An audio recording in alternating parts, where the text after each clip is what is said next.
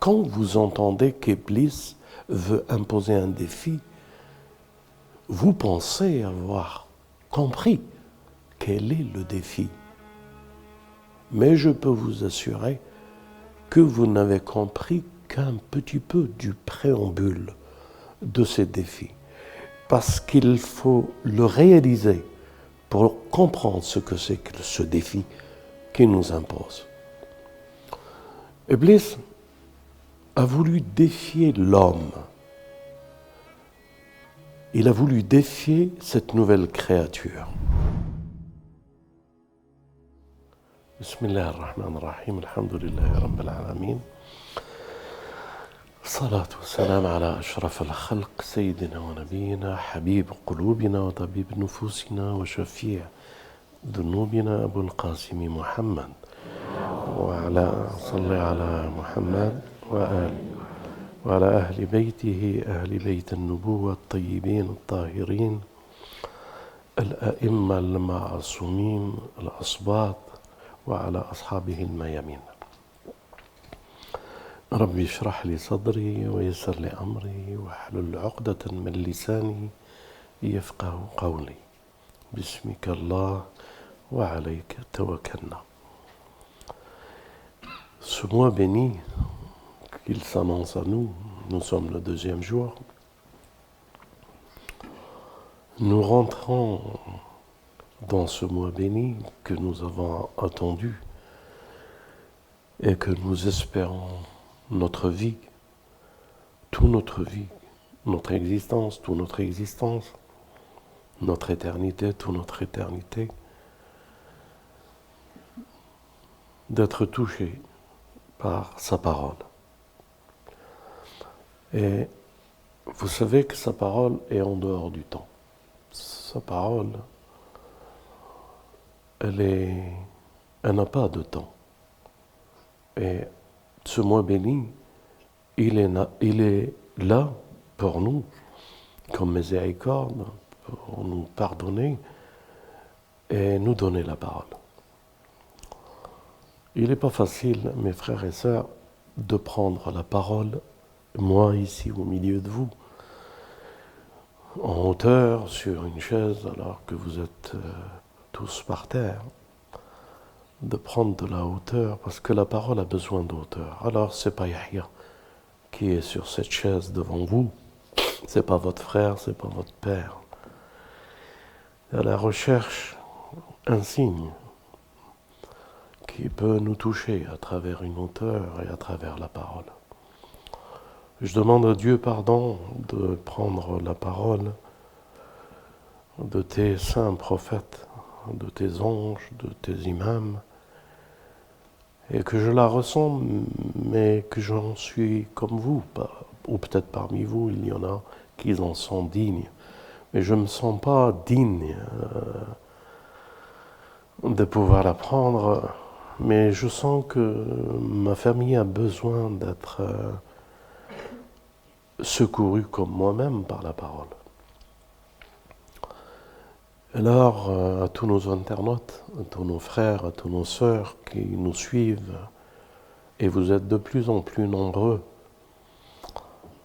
et je le dis avec émotion à tous mes frères musulmans, quelle qu'ils soient, leur école, sunnite ou chiite, mais je le dis avec encore une plus grande émotion vis-à-vis des chrétiens qui nous suivent et des juifs de la Palestine occupée qui nous suivent.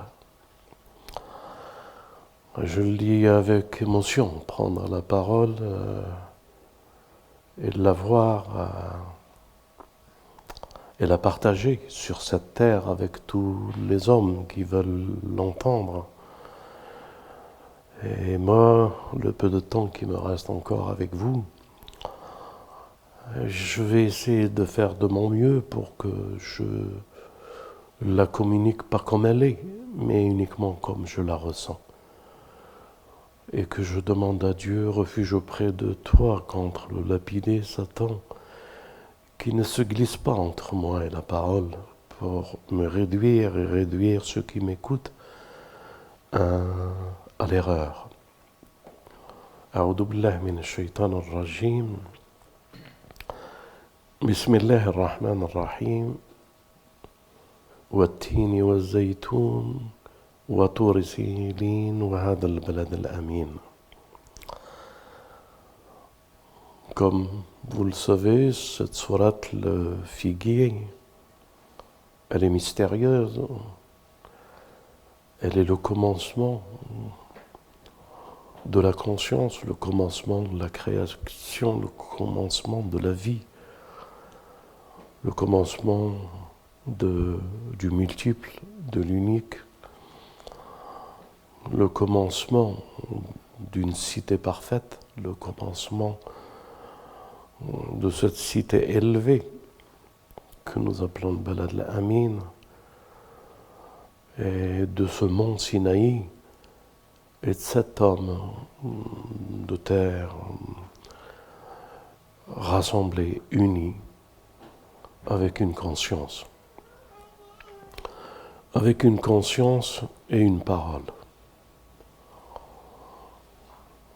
La grandeur de cet homme avec cette conscience et cette parole, cette noblesse. Et puis après le verset, il dit, après خلقنا الإنسان في أحسن التقويم ثم رددناه أسفل السافلين. C'est vrai que cet homme avait de la hauteur. C'est vrai, il avait l'une des plus belles statures. Et vous savez que dans la création, il existe des statures angéliques de lumière. Et il existe encore Satan, Iblis et ses enfants. Il existait une créature deuxième. Et puis en troisième, il crée l'homme de terre. Et il dit de lui qu'il est l'être de la créature la plus sublime. C'est vrai que l'avoir mis à la hauteur sans aucun mérite, Dieu décide et il élève qui il veut. Et au commencement, il lui a donné la hauteur et la grandeur. Et lui a donné la perception de la parole. La parole qu'il a prononcée devant les anges, qu'il a appris de Dieu. La parole et l'esprit qui Dieu a remis à notre Père Adam et qui a fait que les anges se prosternent par permission de Dieu en leur ordonnant de se prosterner devant sa plus belle créature. C'est vrai qu'il y a eu un malin qui ne comprenait pas que sans aucun effort, sans aucune participation, sans aucune adoration, sans aucun parcours, sans histoire, pouvant être élu comme cela, créé de terre. Que la terre soit une élection, le produit d'une création élue, et qu'il devait prendre la parole de Dieu pour le représenter, Khalifa. Iblis, comme vous le savez tous, je vous le rappelle, parce que c'est là la clé du savoir et de la science. Iblis, quand il a vu ça, il n'était pas d'accord, il pensait être mieux. Mais c'est après qu'il a compris qu'il a fait une erreur, Fabima Arwaitani, d'avoir pensé que la science qu'il avait provenait de lui. La grandeur qu'il a fait provenait de lui. Donc toutes les sciences, toutes les grandeurs qui peuvent séduire et faire que l'homme devient un tyran, un dictateur, l'homme devient un pharaon, qu'il devient une puissance par la maîtrise d'une science et par la connaissance de certaines lois qui régissent la science matérielle et qui lui donne cet avantage de pouvoir exercer ce pouvoir et de croire qu'il est le pouvoir. Iblis est tombé dans ce piège. Et ce qui n'apparaît pas, les frères et sœurs, que seul celui que Dieu lui montre la vision réelle de cette scène. Je vous ai toujours dit que pour comprendre la parole et la révélation, il faut s'approcher et demander à Dieu de nous approcher le plus près possible pour que nous puissions recevoir l'écho, pour que nous puissions recevoir les ondes, pour que l'écho des ondes nous construise à travers la parole. Et c'est un privilège que Dieu se révèle en nous ce mois béni, parce qu'il se révèle en nous dans ce mois pour qu'il nous prépare à recevoir la parole. Et la parole fut descendue dans un cœur, non pas dans une raison. La nuance et la différence est grande. Si vous l'apercevez, vous comprendrez que c'est le cœur qui est le berceau de la lumière, que c'est le cœur qui est le berceau de la parole. C'est à travers le cœur et non pas à travers la raison que se révèle à nous Dieu, qu'il se révèle à nous la parole, qu'il se révèle à nous le Coran.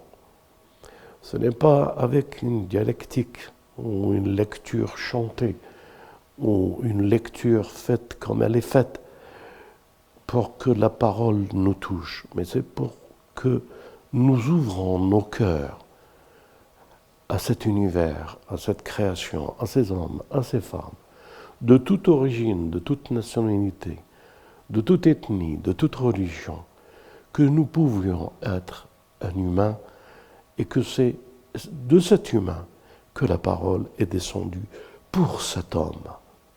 Et c'est cet homme au cœur ouvert à tous que la parole peut toucher. Et non pas la raison avant le cœur, les calculs, les réflexions, les sécurités de la raison qui peuvent nous ouvrir le cœur de la parole. Une fois que cela a été compris en hauteur de la plus belle et noble des créatures, Iblis a demandé un défi.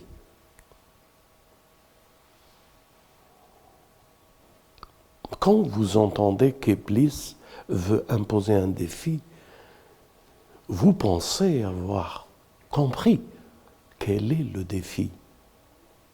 Mais je peux vous assurer que vous n'avez compris qu'un petit peu du préambule de ces défis. Parce qu'il faut le réaliser pour comprendre ce que c'est que ce défi qui nous impose. Iblis a voulu défier l'homme. Il a voulu défier cette nouvelle créature.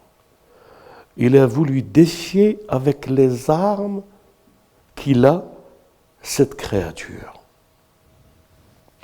Vous avez compris quand le verset du Coran dit « Descendez, ennemis, les uns des autres. Un jour, une guidance viendra, et quiconque la suivra n'aura aucune crainte. Il recevra la miséricorde, etc., etc., etc. »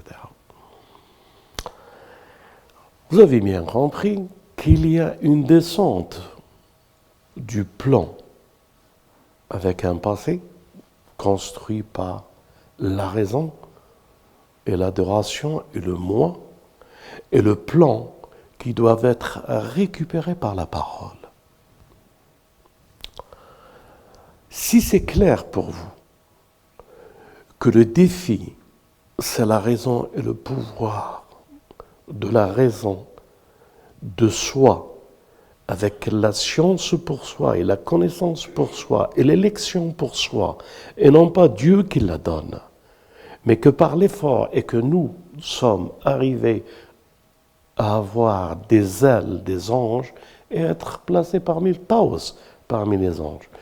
Vous devez comprendre qu'à ce stade-là, à ce niveau-là, un défi avec quelqu'un qui n'a pas d'histoire, qui n'a pas de bagage, qui n'a pas une expérience, qui n'a pas le moyen de connaître autre chose que l'état où il est, l'état du bien. Dans un état du bien, quand on est uniquement au paradis, dans un état qui ignore la cupidité, le mensonge,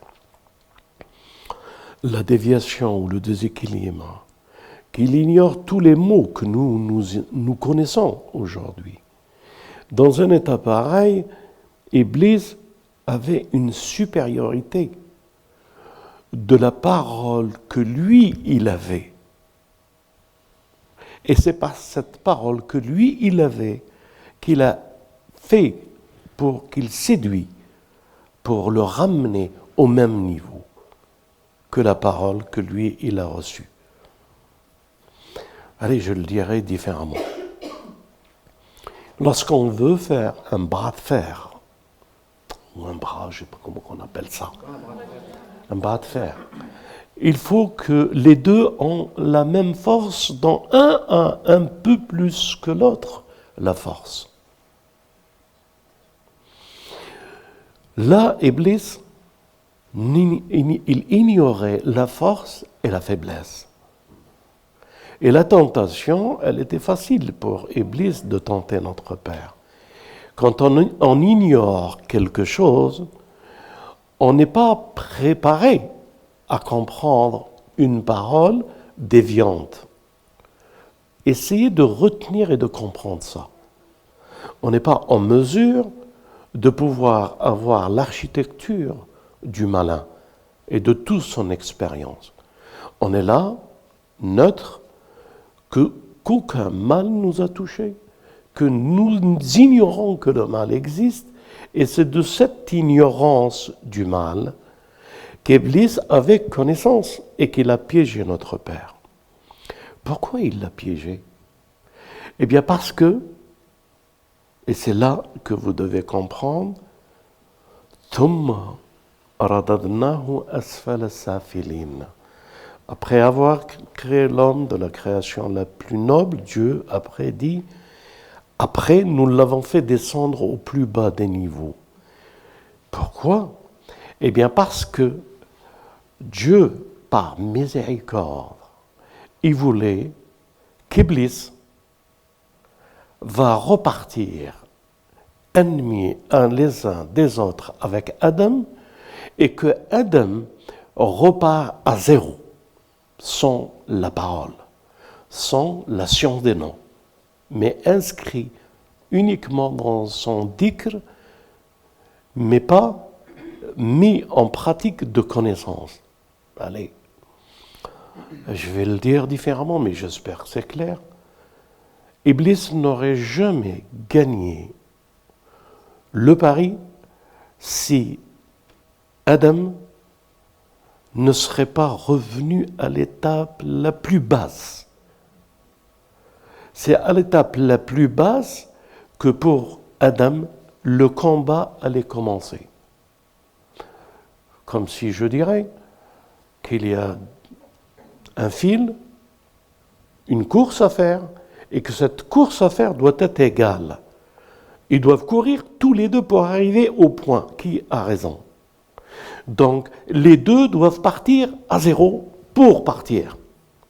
Donc, thumma radadnahu asfala safilin, nous l'avons réduit au degré le plus bas, c'est-à-dire qu'il n'a pas la parole. Et que le degré le plus bas, pour que le défi soit égal, combat juste et égal. On fait monter 2 personnes sur le ring, et les 2 personnes sur le ring, ils ont les mêmes règles de combat pour les deux. Personne n'est favorisé par un autre. L'arbitre, elle est là pour que le combat soit juste. Et ce combat soit juste, Dieu, dans sa miséricorde, a voulu nous dépouiller, nous faire descendre.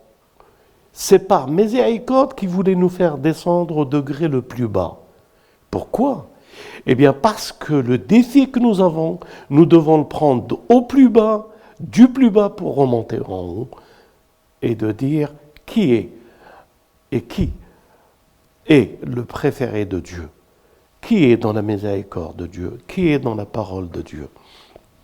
Et c'est ainsi que Dieu dit « Illa alladhina » d'abord « asfal as-safilin » « Illa alladhina amanu wa amilu as-salihat » Donc le combat que nous avons, c'est l'iman billah, la foi en Dieu, c'est la première devise de Tawhid, et l'action qui doit suivre, l'amal al-salah. L'amal al-salih, c'est toutes les actions que nous devons mettre pour que nous puissions réaliser ce que nous étions, ce que nous sommes. علاش؟ parce que après إلا الذين آمنوا وعملوا الصالحات فلهم أجر غير ممنون. Pourquoi فلهم أجر غير ممنون? Dieu nous dit pour qu'il leur donne les degrés les plus élevés sans limite. Mes frères et sœurs, cette lecture, elle n'est pas donnée à tout le monde de comprendre que nous renversons les temps par les actions. Elle n'est pas comprise que Ibrahim a renversé le temps des oiseaux avec ce qu'il a dit, les 14 versets après Ozaïr. C'est pas compris que ce sont nos actions qui nous donnent ajrun, l'iman billah, et les actions que nous faisons qui nous donneront ajrun ghayrun mamnoun, qui nous redonnera le vêtement de la lumière, qui nous donnera le vêtement de la supériorité plus supérieur que celui que Iblis a eu à travers ce vêtement et ce riche qu'il a eu. Donc, la lecture dans la conscience et dans la science de la révélation, elle nous interpelle. Aujourd'hui, moi comme vous, théoriquement, à l'entente de cette révélation et ce moi et de cette parole, nous redémarrons un nouveau défi. Nous comprenons et maîtrisons une science d'une autre manière. Notre vision n'est pas une vision qui n'est pas la vision de la lumière. Tous les versets, nous devons les regarder à travers la lumière, parce que la lumière devient notre priorité, devient le moteur de notre vie, devient comme le verset qu'il dit, et de celui qui était mort et que nous l'avons vivifié, et qu'il marche avec une lumière parmi les hommes. Cette vivification, c'est la conscience. Quand un verset nous parle et qu'il nous dit, qu'il nous a élevés au plus haut niveau, la noblesse la plus grande, et qu'il nous a fait descendre au plus bas, mais vous devez comprendre que c'est une miséricorde, mais pas comme les autres le comprennent. Descendre au plus bas, c'est pour remonter plus haut. فَلَهُمْ أَجْرٌ غَيْرٌ مَمْنُونَ. Recommencer le commencement, revenir au temps. Voilà ce que ce verset est en train de nous dire. Rebâtir le temps et le secret du temps. Qu'Inch'Allah, une vidéo spéciale qui sera développée rien que pour le temps. Pourquoi le prophète disait-il qu'il y a des hommes qui étaient présents, que leurs pères ne sont pas encore nés?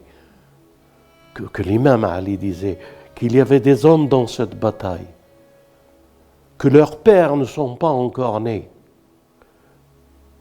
Et j'ai tellement de choses à vous dire pour vous faire comprendre, mais vous allez le comprendre avec Surat Al-Kahf. Walhamdulillahi Rabbil Alamin, wa salatu wa salam ala Muhammad wa ali Muhammad. Allah ala Muhammad wa ali.